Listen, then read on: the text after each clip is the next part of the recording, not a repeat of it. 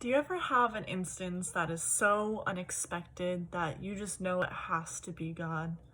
I had one of those instances when I was a part of what's called the Alpha program at my school, which is basically an orientation group program where they help students be introduced to the school and have a welcoming environment.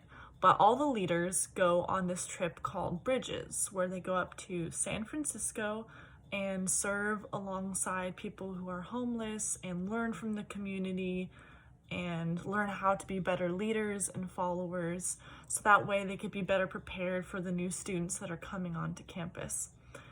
And for me and my Alpha group, we had just finished our service site and we were walking back to our home base, if you want to call it. We were staying and we were passing out pieces of bread to people and everything. We were literally just about to walk inside. And this man who was homeless reached out at me and he said something, and I didn't really understand what he said, but it caught my attention, and so I was listening. And then he said something like, "Can you pray for me?" And I was caught off guard, but I was like, yes, of course. And so I just knelt down and I sat next to him and I prayed for him, and just a generic prayer of health and goodness over him. And then I thanked him and I went back into my site that I was a part of.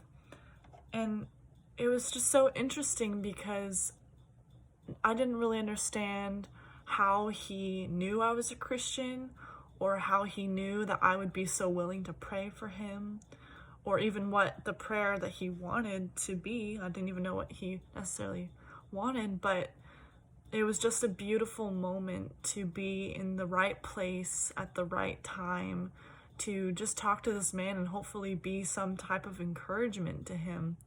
And it's amazing because I look back at that time and I see how God probably was in the midst of all of that and really trying to use me and to bless him, to pray and intercede for him, and also to move in his heart that he would even willingly just ask a stranger on the street to pray for him too. So God was working in both of our hearts to ultimately glorify himself.